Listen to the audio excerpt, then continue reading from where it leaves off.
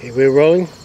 Okay, ladies and gentlemen, this is Darren Morrell of Red Stitch. Red Stitch what? Tactical. Red Stitch Tactical. What is Red Stitch Tactical? What do they do, and what's your association with them? Basically, I'm the owner of Red Stitch Tactical, and what I do is I make AR-500 steel targets, and then as an addition to that, I also sell tactical products on the side. Like mainly for AR-15 parts, as far as upper receivers, barrels, bull carry groups, a lot of the furniture that go on these rifles if you want to build them yourself, ammunition. But primarily, my focus is AR-500 steel targets, be it dueling trees, plate racks, precision sniper targets, just regular steel plates, gongs, anything like that. We're going to see some dueling trees used today out here. Correct. They're going to be some duels. Correct. I brought out a brand new 8-target dueling tree today with 6-inch target plates on it just for this event. Okay. What is it about that Red Stitch does with this company that's unique? Basically, this is my testing facility for any targets that I make. Anything new, this is where I bring it. It's it really is the most shooter-friendly facility that I'm aware of within probably a 100-mile radius. I mean, I actually come from Manassas, which is Manassas, Virginia, which is probably a 60-mile drive. Yeah. Right about. It takes me about an hour and 50, an hour and a half to get out here. And there are ranges closer, but this is the better group of people, easiest to work with. You've got a lot more actual opportunities for shooting as far as what they bring to offer.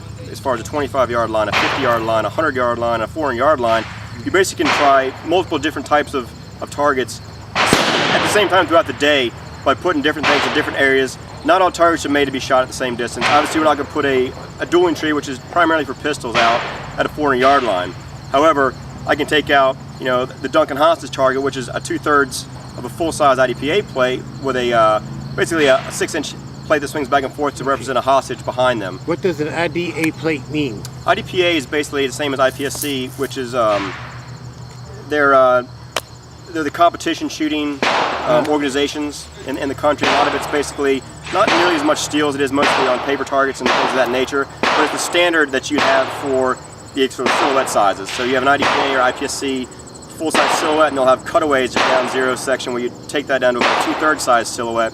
So a lot of times what I find is, people like a full-size silhouette, but that becomes a 65, 80-pound target when you build it and put it down range.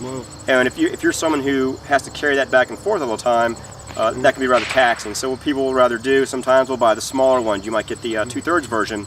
So to make something more challenging, it's not just shoot, hit, steal, which is good.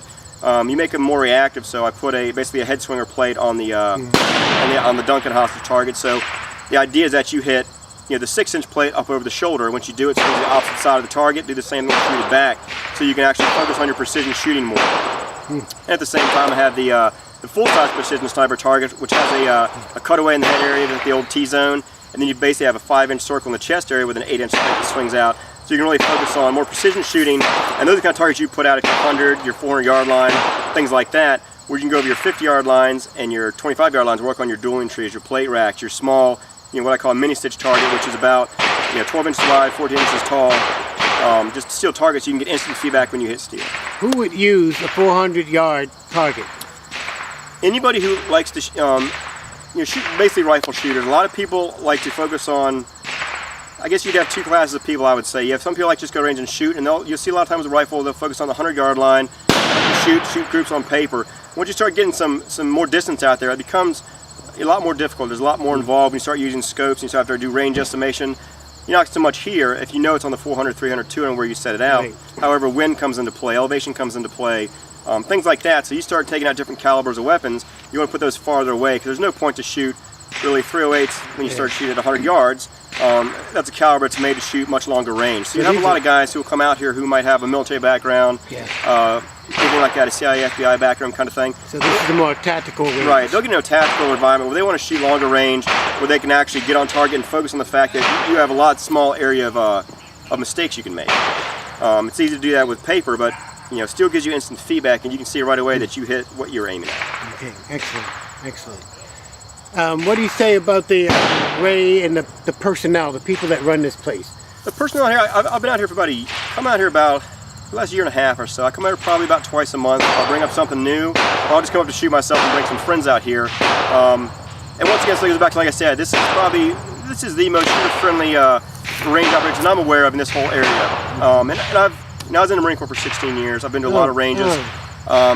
So when I came out here, all these guys, pretty much prior military, everybody kind of has that camaraderie, that common, common interest and things like that. Everybody is nobody has that I'm looking down on you attitude. It's my range. I'm in charge, and you stand here, shoot here, do these kinds of things. So it's a very nice environment for shooting. A lot of people, if you come out and you're not a real confident shooter, it's a great place to come because there are great instructors who are not going to treat you like you don't know how to shoot.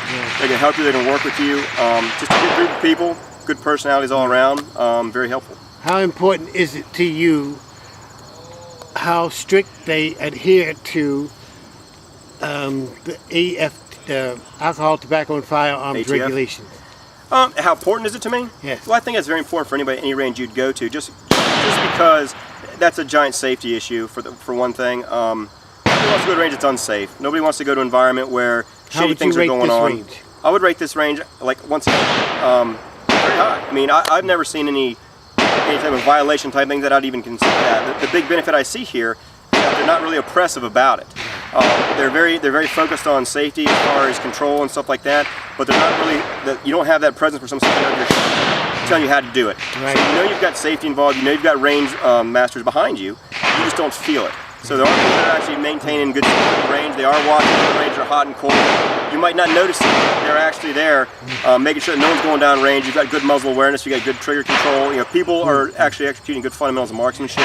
So there's a lot of actually safety that goes on, and you want that there. And it's not, like I said, it's not in your face. It's not very controlling or oppressive.